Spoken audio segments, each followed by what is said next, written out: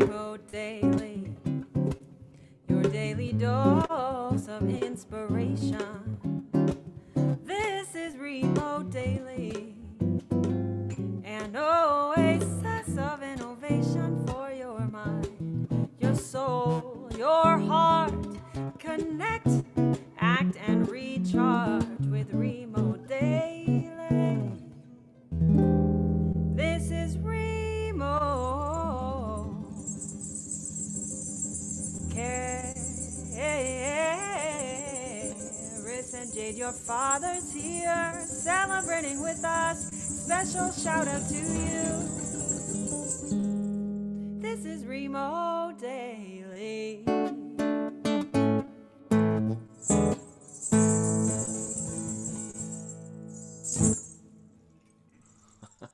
This is Remote Daily, everybody. And everybody who's here, let's cheer and let's welcome him back to the stage. Welcome to Remote Daily. Cheers, salute. Albert Samaha, welcome. Thank you. Thank you. Glad to be here. Albert, thank you for making time in the middle of your research. I just learned that my Wi-Fi isn't as great today, but I hope the sound is and comes through to you over there in California. First question, how did you actually become an investigative journalist? This is not an easy job. What made you become that person?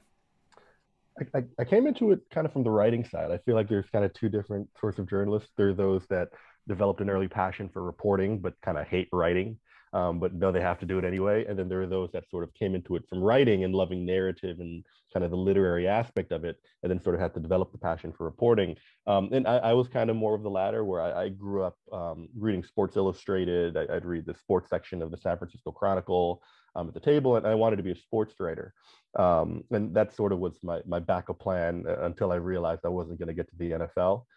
And so I just kind of reverted to journalism. But when I first got into journalism, I considered myself a feature writer, kind of just a narrative writer, and I just wanted to tell stories, and I wanted to tell stories that felt literary and kind of continue on that tradition of literary journalism.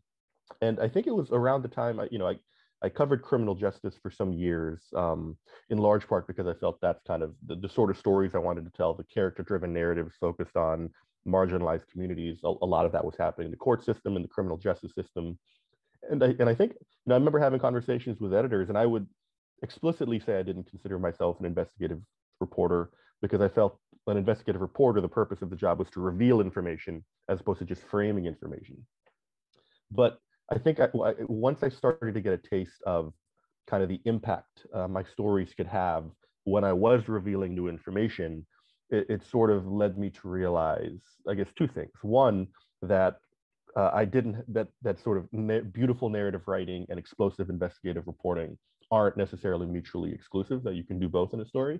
And two, that I had this platform, this national platform at BuzzFeed, where millions of people had the potential to read my stories.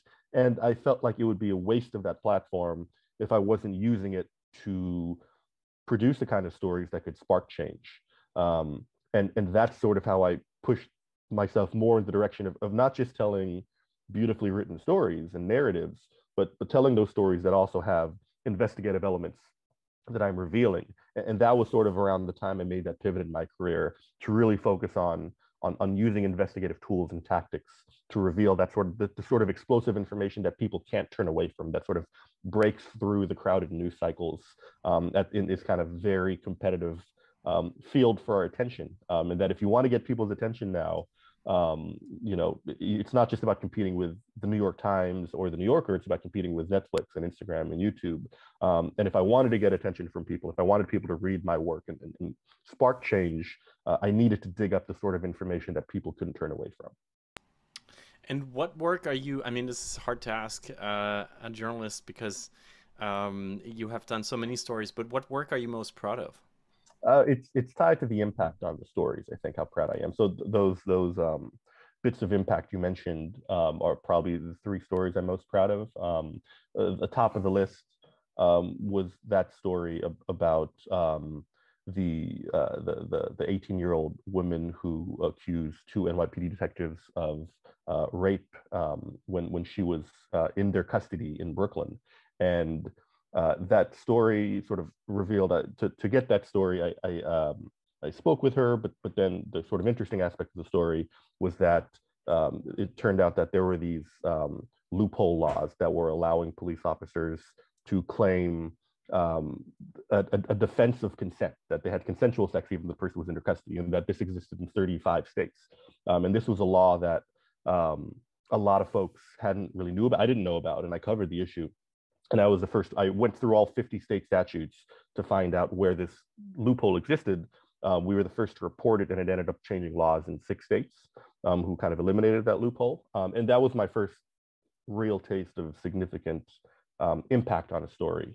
So that one really stuck with me and sort of whet my appetite for that. And then the other one was that story you mentioned about the wrongful conviction. I think anytime you can contribute to getting an innocent person out of prison, you know, like that's something I'll always be proud of my whole life, and something I'd love to accomplish again. But to me, it's always been about kind of the real world impact on people and what the work can do, because I think not only does it feel good to sort of contribute to making the world more just, but also it's sort of you know, I hope it can sort of serve as a model for others to know that like that journalism can cause change, and that this is like a profession and a craft that does have the potential to impact the world, and that's why it needs to be resourced and funded, and how important it is.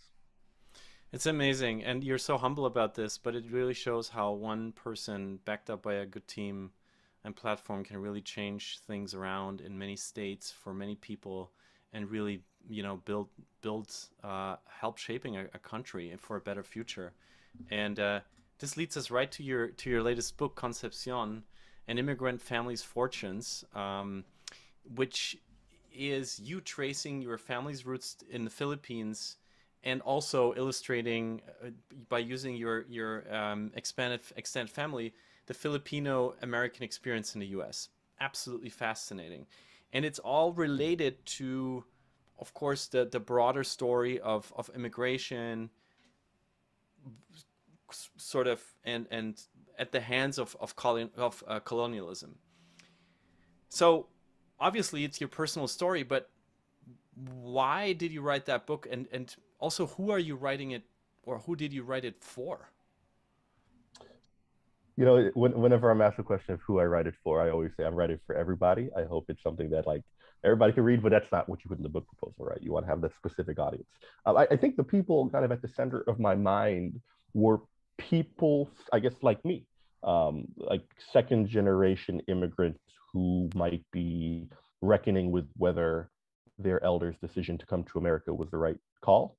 Um, and I, I guess I wanted to write it for 2 reasons. One, I just thought it was a good story, right? Outside of the sort of big picture thematic historical stuff, I sort of grown up knowing that my family was filled with all these gregarious characters who had these amazing lives that I'd heard about growing up. So it had always sort of lingered in my mind that I did want to like share them with the world at some point. And I think the impetus happened when I was reaching around the age my mom was when she came to the States. And around that time, her financial struggles were really starting to accelerate, and they were frustrating me because I knew that she and her siblings had come from a middle class upbringing in the Philippines, and it sort of occurred to me that she was sort of now in this permanent state of struggle. It didn't seem like there was an end in sight. Like for so many people, you know, in the years since the recession into now, where we are in a country where wages are low and jobs are hard to come by, and ends are hard to meet for a lot of people. And so I think that tension of not being sure, was it the right decision for us to come here? That was something I'd not grown up thinking about, right? I grew up assuming American exceptionalism, thinking of America basically as an inevitable destination. Of course, you come here, it's the richest country in the world, it's America. And that moment in my life, as I was reaching the age my mom was the moment when I began to question, was that the right decision? Would I have made the same decision? And those questions sparked the book project, because I knew that, you know, obviously I wanted to write it for other people, and obviously I wanted to get paid for it. But just as important, I wanted to reckon with, I knew that writing that book was kind of the only way for me to answer the questions that I deeply held. And in many ways, that book is sort of an exploration or a journey of me starting from those questions and exploring what answers I could come across. What is the biggest misconception of Filipinos prevalent in the U.S.? I think the misconception is one of invisibility. That I don't think it's that people have the wrong idea about Filipinos. I think it's that people don't think about Filipinos. I think Filipinos are the fourth largest diaspora in the U.S., but you don't really come across a lot of Filipino towns. You don't really see that many Filipino restaurants compared to other diasporas of similar size. You don't see a lot of Filipino flags. You can't really think of celebrities or movie stars or big name politicians who are of Filipino descent. And part of the reason for that is because of our people's history of assimilation. Filipinos, because the Philippines was a territory of the U.S., we had special treatment. We were not excluded from coming into the country the way people from China and Japan were, because we were technically and officially part of America. And so Filipino people have been coming here in droves since the 20s, at a moment when they were blocking out a lot of other immigrant groups. And they came here learning English. They grew up in schools with American teachers in the Philippines, and they grew up under a sense knowing that they were a colonized people who needed to adapt to the ways of their colonizer. And so for 400 years, 300 years of Spanish colonialism, 50 years plus of American colonialism, it instilled this idea that in order to elevate themselves in the colonial hierarchy, they need to adapt their ways.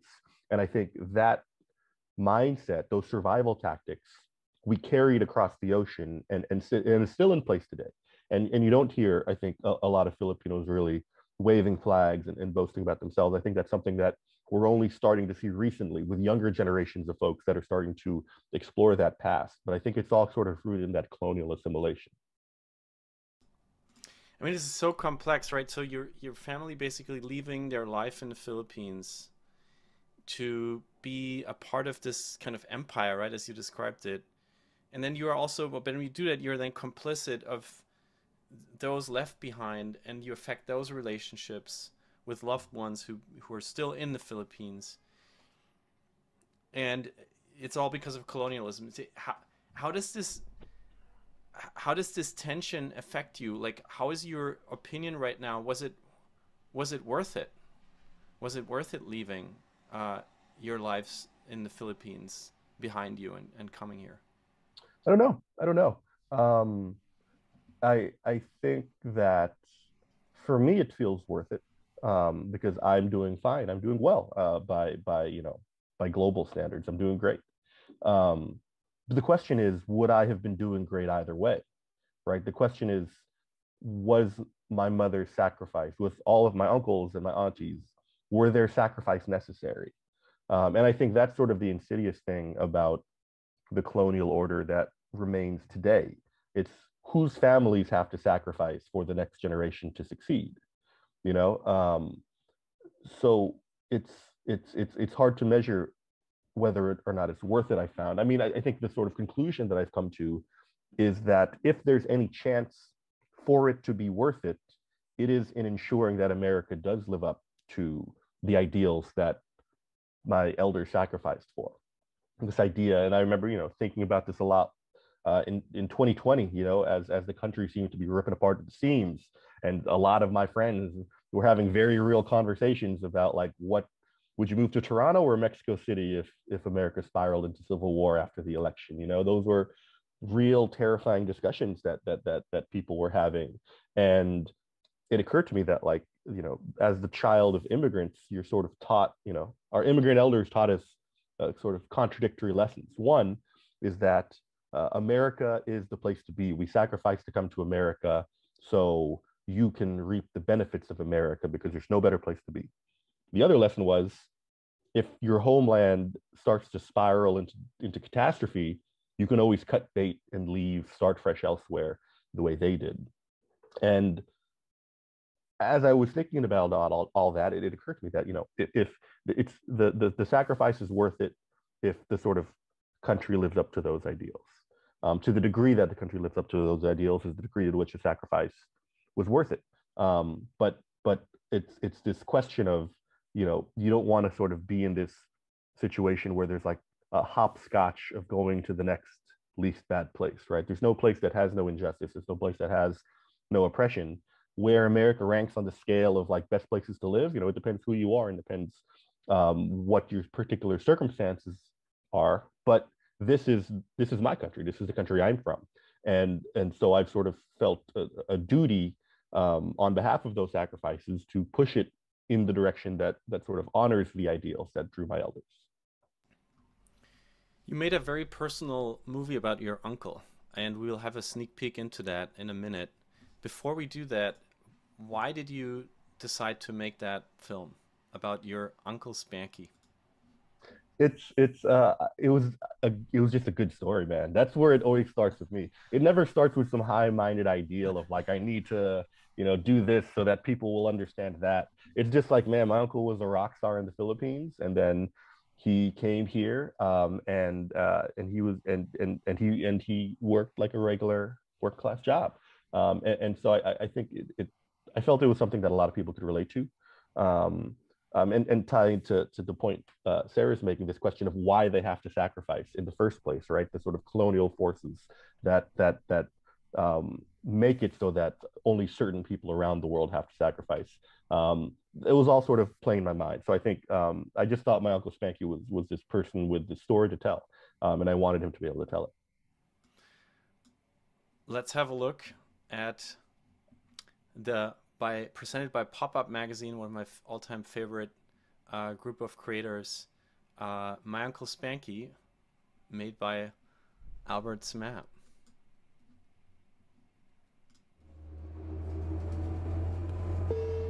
We are now approaching bus stop number 17, International Terminal. My Uncle Spanky is a baggage handler at San Francisco International Airport. He's done it for nearly 3 decades since he first came to the United States from the Philippines. He got his first bad injury in 2004, tore 2 tendons in his shoulder, another in his wrist. Then, a few years ago, the toil caught up with him again. I was just thinking, load the bag, load the bag, load the bag. And I twisted my back to load the bag, and then boom, ouch. A disc in his back had slipped. He missed 18 months of work. He thought about retiring, but there were still bills to pay. But his life didn't have to be this way. You see, my Uncle Spanky is a motherfucking rock star.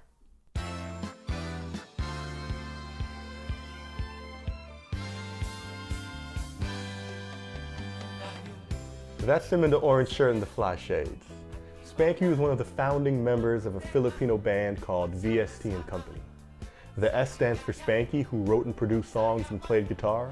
The V and T stand for Vic and Tito, the lead singers. Together they were the Bee Gees of the Philippines, part of a wave of 70s disco bands that redefined Filipino popular culture. Folks called this renaissance Manila Sound. Spanky grew up in a quaint mountain town north of Manila. In his earliest memories, his parents were playing records of old Spanish songs on a gramophone in the living room, sometimes dancing together, almost always singing along. At 25, he found work as a producer at a record company in the city. It was there he met 2 brothers, Vic and Tito, who liked his ear for music. They hit it off and VST was born. To stand out from other local bands, VST built their sound on disco, fusing high-octane melodies with traditional Filipino love songs. I'm slowly moving out of the movie here. I could watch this over and over and over again, Albert. It is such a fantastic piece of storytelling. And of course, as you said, it all starts with a story. It is an absolutely amazing story. And it is also a heartbreaking one at the end when, you actually you answer this very question, was it worth it? Through his eyes and through his work. When you see the movie today, now that you have produced this as an interactive piece of storytelling, Albert, what do you want this to be or to become? What do you want this story to live on as? I I want it to be a chronicling of what it means to be an immigrant. I think, I think I don't think I have any kind of broader ambitions for it than that. I think so much of the work I'm doing in chronicling my family story is about putting it on the record, and knowing that, the victors, right, the conquerors tell the stories of history, and they often erase the stories of the colonized. So I've sort of felt that my duty as a writer is to keep those histories alive and keep those stories alive. And I mentioned in the book that, I don't want to project the experience of my family onto anyone else's, and that my family's story is one thread in a vast tapestry. And the more threads that we can put on paper, record, preserve, the more record there is, right? Because the reason the conquerors want to control history is because they can make it seem that they were on the side of good.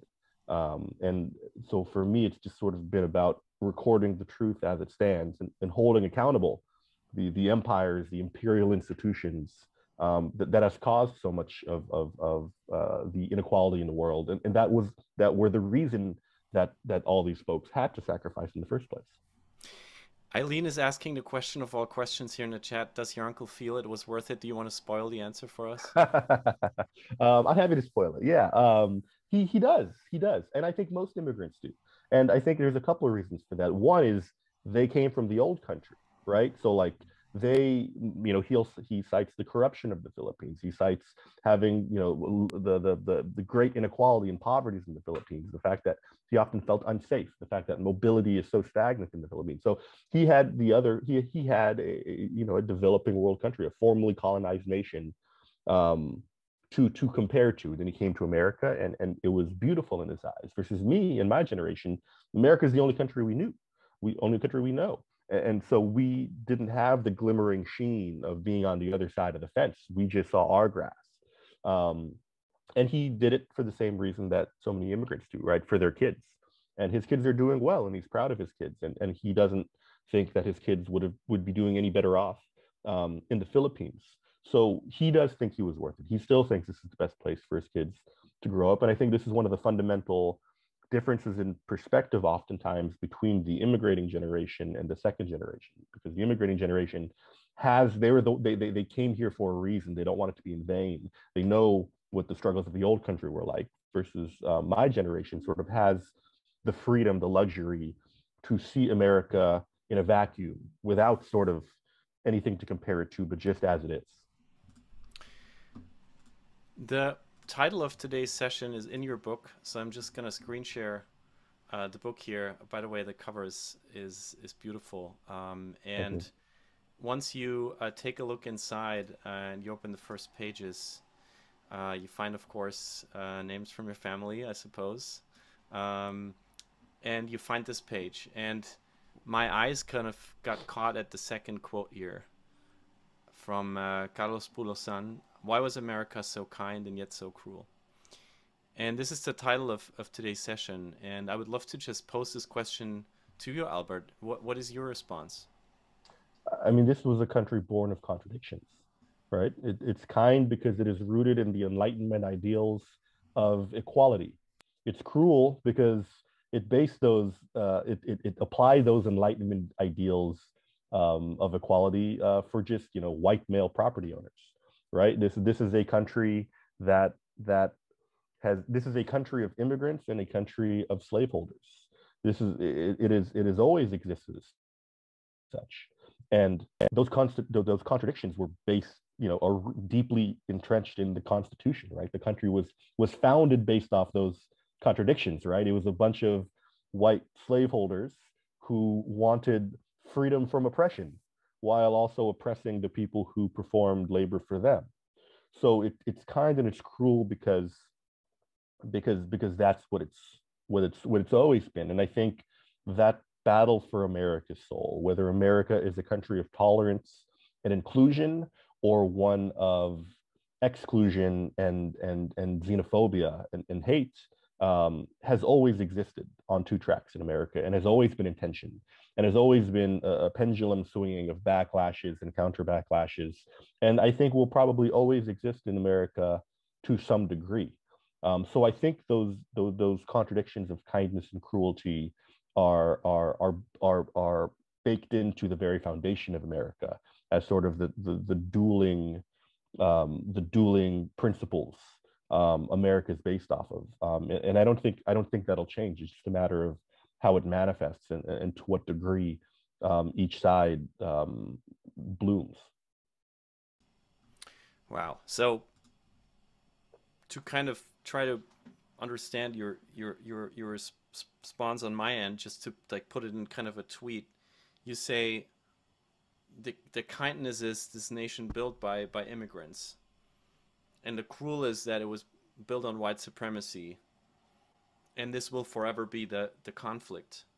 And you also say there's a kindness in the Constitution that respects people, but then there is also the cruelty in the Constitution that says, and I think Sarah put that in the chat before, because it limits who these people actually are or can be. Mm-hmm. Mm-hmm. It is a settler colonizer nation, right? As Sarah just said, right? It was a nation stolen, right? Stolen from people. So the blood will always be at the root, right? And it's just a matter of whether that blood is something we reckon with and acknowledge and seek to sort of overcome, or something that we turn away from and deny and try to continue to build this mythology of America that ignores the very real sins, not just of its past, but of its present. I come from a country that has done reckoning ever since, I was born. I grew up with it. My parents were part of the generation that started it. Now in the US, there's a reckoning too. There was Black Lives Matter, and there is, even in the media, you see something like the 1619 Project, but you also see the forces that go against it. What do you think? Is there, how big is the chance of a great reckoning here? I think it's already happening. I think it's already happening. I know a lot of people that didn't think about racial injustice in America even after Ferguson, and then the George Floyd murder happened, and protests hit the streets, and statues were toppled, and more people recognized that. So I think sort of the reckoning is either already beginning or sort of already on the precipice of happening. The question is what that reckoning actually looks like, right? Can there be a reckoning without reparations, without actually making people whole? It's one thing for somebody to suddenly be aware of inequality and racial injustice in America. It's another thing for people to actually act on it, and propose policies aimed at closing a lot of those gaps that have always existed. To what is it feasible? Is it not feasible? I don't know, man. I don't know. I think it is an ongoing battle that can fall in any direction. I mean, I sometimes during the pandemic I've been consuming a lot of World War II content, just because this idea of like this universal traumatic experience that sort of has no end in sight and can go in any direction. And I think a lot about what it would have been like to be living in like mid 1943, where it actually looks like the Axis forces are going to win, and it's very unclear what the result will be at the end. And I think that it's a scary thing, but that's sort of, I think, in some ways similar to where we're at now, which is that we don't know where this is going to go.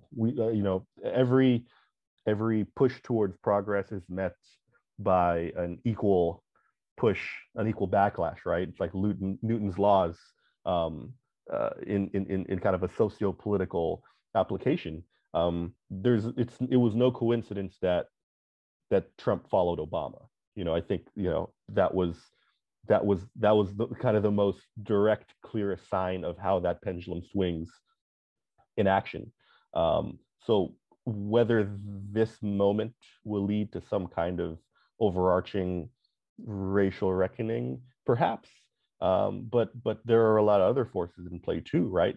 Can a country have that racial reckoning while it's also dealing with this economic reckoning, where more and more people are unable to have the resources to pay for very basic needs, right? Like scarcity will breed resentment and hate. And I think one of the things holding America back from a broad racial reckoning, and particularly reparations, is that so many people have it tough, right? And in many ways, it's a luxury to think of those high-minded ideals of fixing America's sins, or reconciling America's sins. If you can't make ends meet and you're just angry at the world and looking for people to blame, it's hard to get your mind onto helping other people.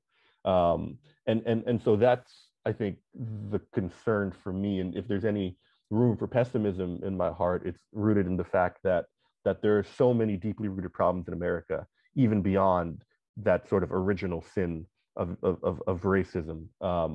And for us to address that sin, there are many other factors that also need to be addressed, because it all sort of, it's a constellation of complicated forces that I don't think you can disentwine from each other. There's a growing number of people writing and talking about a new civil war. How scared are you? I think I wouldn't say I was scared about it in like mid 2020. These days, it's not so much on the front of my mind, but I think it is a real thing, and I think what that looks like in the modern age, I don't know. I don't know. I wouldn't say I'm like explicitly scared of it, but I think it's a real possibility. I think there are some moments where it feels like an inevitable thing. There are some moments where it feels like something we can avoid. But that is sort of the track this country is going on. Like the tensions and fault lines from the first Civil War have not gone away. They just have taken different forms over the last 150 years, and those divides still exist. So whether that's just a powder keg waiting to explode, or something that could ultimately be reconciled, I don't know. I mean, maybe that's how America's story ends. Maybe that happens in 50 years. Maybe it happens in 250 years. But it certainly feels like something that will hover above us as long as America exists, probably. Question about your own future. Errol wrote in the chat, too many people think it's worth to leave their country when they're doing well in their own country. Considering what one has to endure, it is not always worth it, especially if one can stay in their own country and affect change. Now, your home is the US. You said that many times, and you're happy to be here, despite of all the soul searching you have done on behalf of your family, your community. However, though, when you think about your own future and we think about the end of the American story, is this something you would consider, going to the country that your family came from and affecting change there after you have affected a lot of change already in this country? I have no idea how I could affect change in the Philippines, man. I mean, I would be parachuting in with only an outsider's view of the culture and the society. So my superpowers would be hindered. I can affect change here because I know this country better than any other country. And if I had to leave, I probably wouldn't go to the Philippines. I'd probably go to Paris or somewhere in Europe, because I am a colonist at the end of the day. That's why my elders brought me to America, so I can grow up under this idea of European. I can grow up as like a Francophile. But I think it's a really salient point. This idea of leaving to fix your country or fleeing, and I think that it's one of the things that is held back a lot of countries, is that so many of the folks with the means to change things are going to leave because they don't want to have to deal with it. And I think that's sort of the legacy of colonialism. It's this fact that all of the forces of all the economic forces, all the social forces, drive people towards the Western countries, towards the empire, right? Lanes of migration move towards the West. And what does that mean for the countries and the people who are left behind. It's a fundamental problem, and I think that there's a reason that the divides that were created during the colonial age are the divides that define inequalities today. It's that the colonial age never really ended, right? It's colonialism by another name, and as long as sort of there's this imbalance of people leaving their homeland to go to the wealthy Western nations, it's hard to imagine that imbalance um, declining, because that's just sort of the fundamental global order that we were born into. Says Albert Samaha, Inequality at BuzzFeed, and author of Concepcion, an amazing book that has already received lots of praise, and I hope you all get your copies. The link is in the chat also to Albert's other work. And Albert, as we're at the end of the hour, Anne already said, I can't wait to read it. And I hope you'll read it together with John, Anne. It's lovely to see you two together on Remote Daily today. Albert, we always pass the mic back to our guest for the final words of the hour. And the question is, A, how can we support you as a community? And B, what is something else you want to leave us with today? Maybe a final message, maybe an exciting announcement, whatever you want to get rid of before we part our ways here. Yeah, you can support by buying the book, for every single person you know, by sharing it with as many people you know. I would invest all of my capital in encouraging you to buy the book. And I think the core, I mean, the last idea I think I want to touch on is like, I think everyone's families have stories, and I think one of our duties as like global citizens is to like record those stories. Not necessarily, not saying everybody needs to write a book, but I think that like one thing you learn when you research colonial history is how many stories have been erased, and how many stories, every day more and more stories are erased that we just never hear about. And so I would just encourage everyone to kind of dig into their own family's past, and even if not for a creative project, at least for your own edification, because I think the more we can sort of pass on those stories, the richer our understanding of why we're here, how we got here, the richer that understanding will be. What a call to action. Don't think your family's story isn't worth sharing and telling and recording. Do it. Preserve it. It will be worth it, as Anne put in the chat, for the kids. It's always worth it. Thank you so much, Albert Samaha, for being our guest today.